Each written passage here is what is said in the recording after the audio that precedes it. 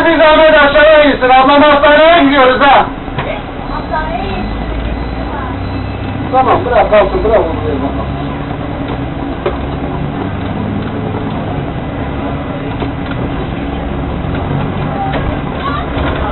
Benim o bir arabamla bizim fenalaştı hastaneye dönüyor motorların orada. Motorlar şartından 72. 973 biliyorsun. Biliyorsun dedim. Nasıl?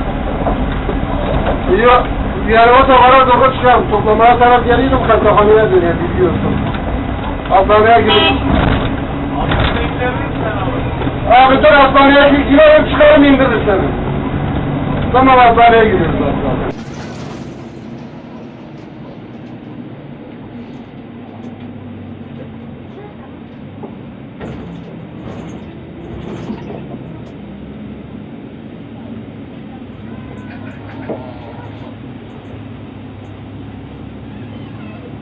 Alo. Efendim. Hastaneye girmek üzereyiz zaten. Mozaikin önündeyiz. 30-40 saniye içerisinde.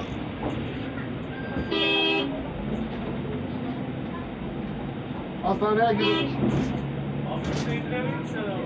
Abi dur hastaneye girelim çıkalım indirir seni. Tamam hastaneye giriyoruz zaten.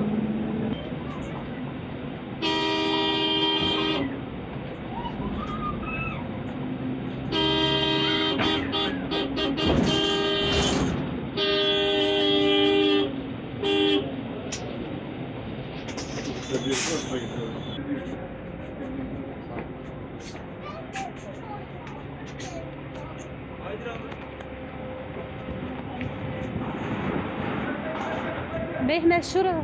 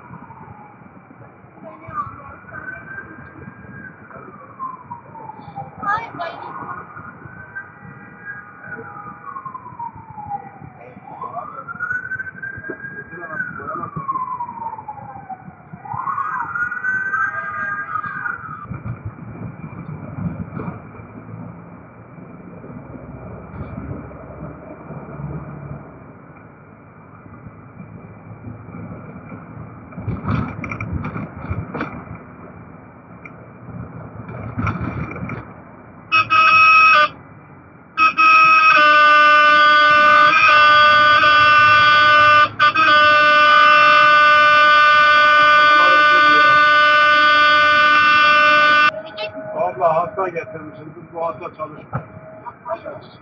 Yavaş ablam yavaş. Yavaş.